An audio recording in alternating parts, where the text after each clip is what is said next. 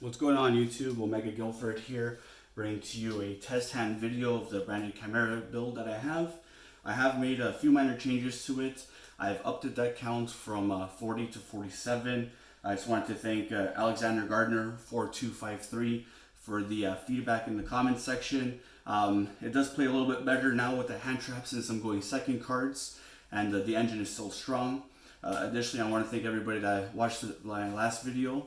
The support was outstanding and exceeded my expectations. As always, if you enjoyed the video, give it a like, comment, and any feedback that you give will be helpful towards building the deck a little bit better. I do have a regional tournament coming up for Toronto this weekend, so I'm hoping the deck will perform well. But if not, we'll have a tournament report and we'll let you guys know exactly what went down. Without further ado, let's get started out. I already pile shuffled, but we'll just go with a quick little shuffle in the cut just to show that it is indeed randomized and there's no video editing here to make the video more appealing than it is. Okay, so first five, we're going to show the hands going first just because that's how the deck performs best, but the deck is very well versatile and can go second depending on what your opening five are, or six rather. In this hand here, we do have a lot of engine and one going second card, which is good. From here, we'll go ahead and start our plays, and we'll start by trying to bait out any kind of ash blossom that they might have. If we do go ahead and activate the patchwork and they have the Droll and Lockbird, it can be a bit of a hindrance. However, we do have the Sword Knight that we can start off with as well, that gives us a lot of combo potential, but I think we'll go ahead first with the patchwork. We'll activate patchwork and get our search. This will search our deck for a gem chain and a polymerization. Now at this point, if we do get Droll and Lockbird activated on us, we do have, still some plays that we can do here. However, the Mirror Sword Knight is a little bit more lackluster. Just because the Baphomet wouldn't be getting us any searches. Now we'll go ahead and we shall normal summon the Mirror Sword Knight. Again, activate the effect, tribute itself as cost, and that'll get us the big winged Baphomet. Okay.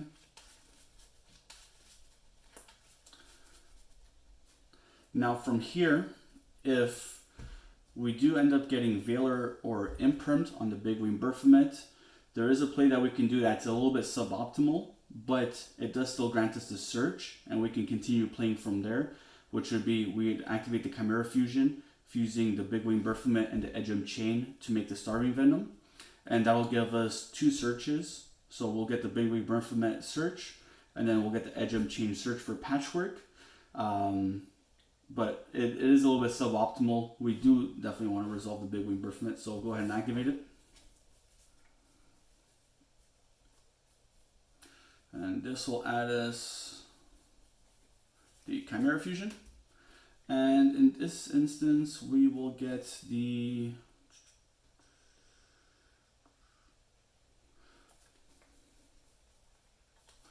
we're going to get the Springen's Kit this time, just to give us a little bit more versatility in our plays, because the kit is indeed a free summon, and it'll continue with our branded engine as well.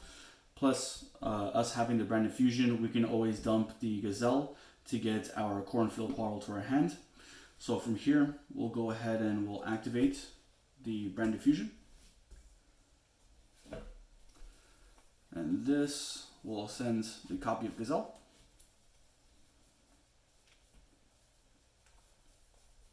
And the Fallen Valbaz to the graveyard.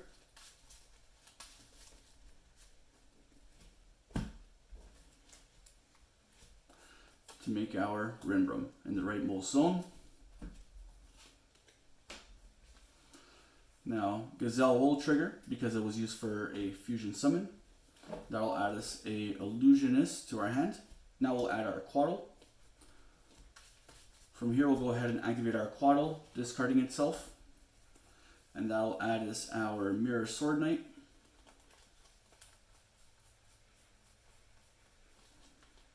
Okay.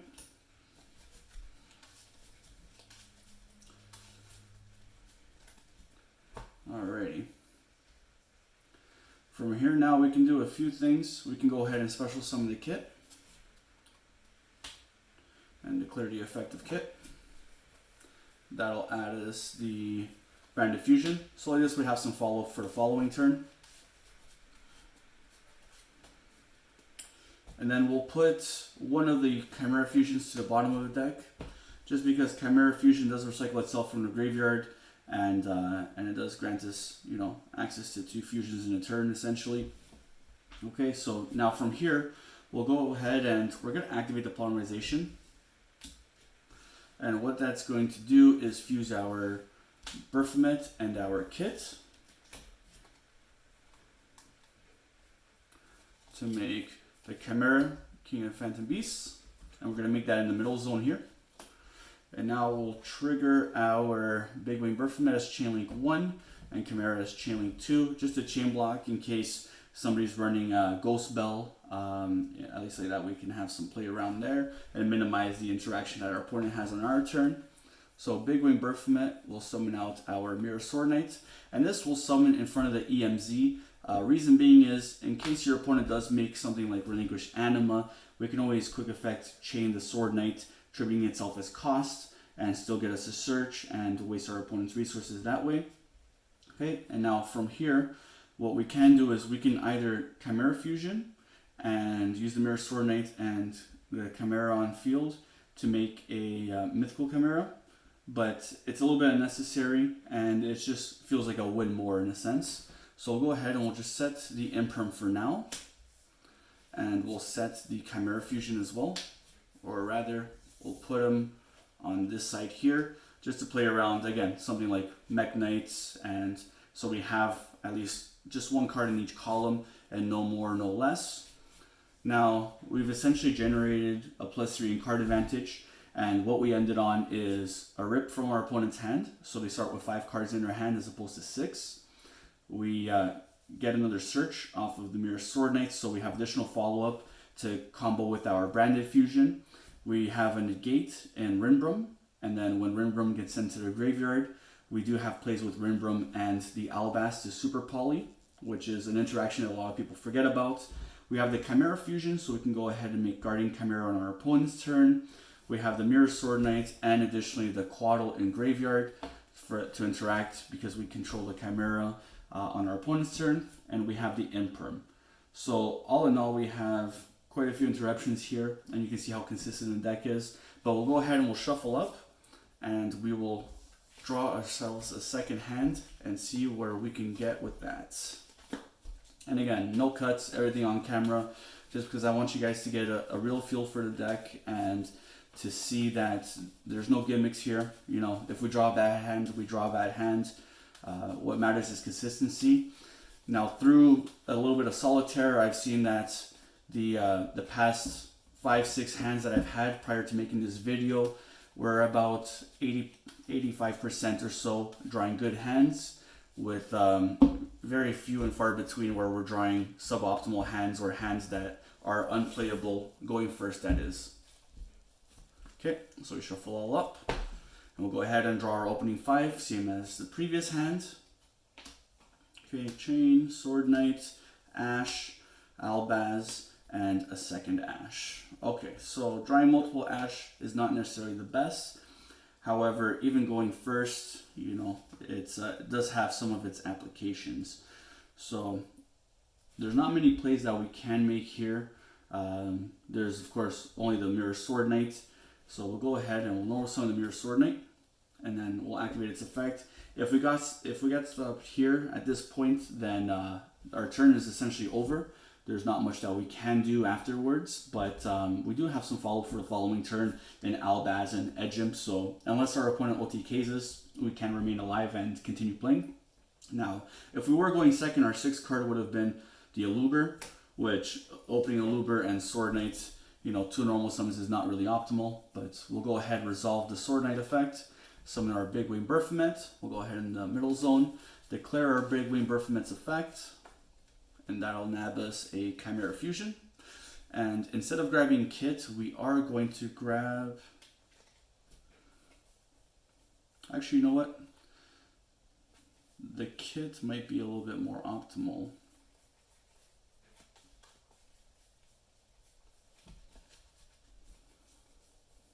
Yeah, so go ahead and we'll grab the spray against kit just because that would be a little bit more optimal. Now we'll go ahead and activate the Chimera fusion. This will fuse our Albaz and the Big Wing Berfomet.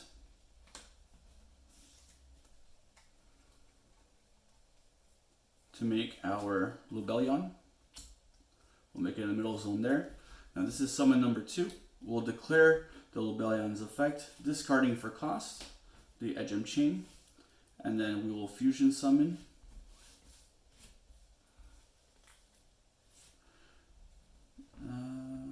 so that'll be the chain link. Yeah, so that'll be just the only chain link. We won't use the Big Wing Berfomet's effect here just because summoning out the Mirror Sword Knight wouldn't do us any good in this moment.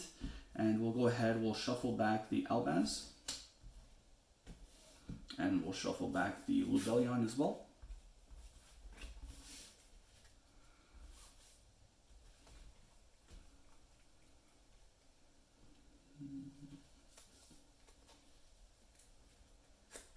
Just thinking on what to make here. So we do have a few options. We could make the Albion. Or we could make the Magnum the Reliever. But I think Albion will be the better of the play. So we'll summon out the Albion. Then we'll use its effect as Chain Link 2. Chain Link 1 will be the Edgem Chain. That'll grab a Safe Rayford card. So we'll grab the Patchwork.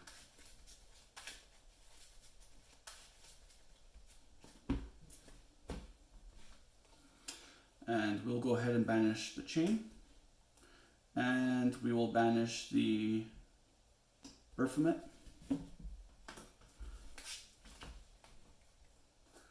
To bring out our Starving Venom, which seems very subpar. Again, we'll summon in the right zone. But because we do have the kit and the Patchwork, we can continue our plays from here. So we'll go ahead and we'll activate the Patchwork.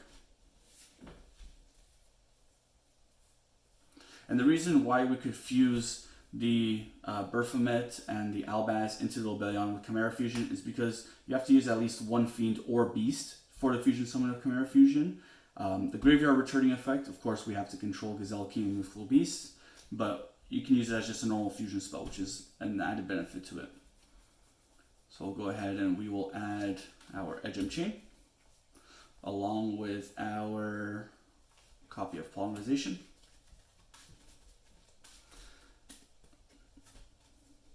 And the reason why you want to shuffle back the Lubellion always to keep it in the extra deck is because Lubellion essentially is really good to get into Mirror Jade. You can get into stuff like the Dragoon by putting back the Dark Magician, or even you can put back the King of the Swamp and continue your plays from there. So it does come in handy. The Albion, we don't really use the Grave effect much, so it's more of a stepping stone to get our combos going. From here, because we do control an Albaz fusion, we'll go ahead and special summon our Springans Kit. This will activate its effect, adding us a branded spell or trap. We'll go ahead and add our branded fusion. And now that we have access to our branded engine, we can start making plays from here. Now, we could put back the Ash Blossom or the Edgem Chain. I'm leaning more towards the Ash Blossom just because with the chain, although you won't be able to get its effect again this turn, it is a Fiend, so there is a little bit more versatility in summoning Gazelle King Phantom Beast. So we'll keep it in our hand and instead put back an Ash Blossom to the bottom of our deck. And from there, we can go Branded Fusion, use the effect.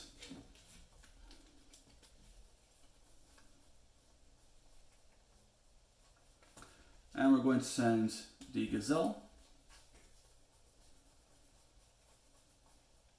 along with the Albaz.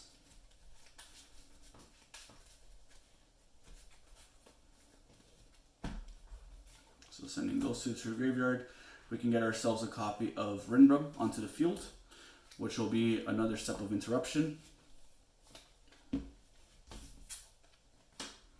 And now, because we do have a beast and a fiend in our hand, we can go Polymerization, activating its effect to fuse Kit and Chain, which will bring out Chimera, and we'll summon it in an EMZ. Okay, now we'll activate our Chainlinks. Oh, pardon me. Don't forget to use the Gazelle's effect when it gets sent to the grave off fusion, so that'll get us a Cornfield Quaddle. That's a little bit of a misplay on my part.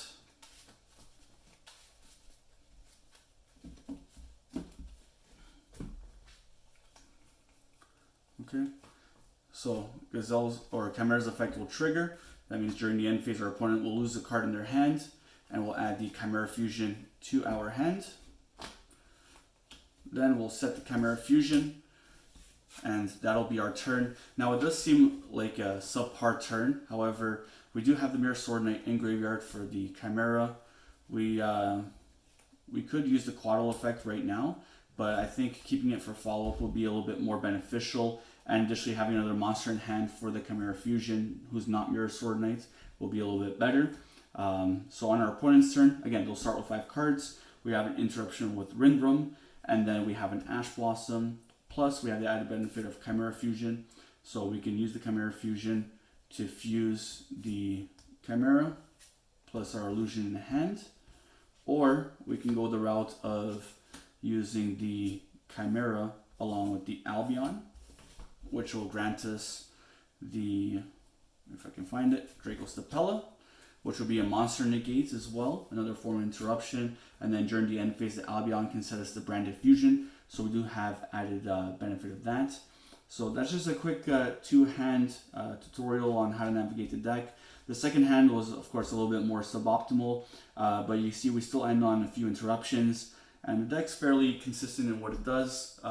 But if you guys have any suggestions, any comments, feel free to leave them down below. As always, this has been Omega Guildford. Peace.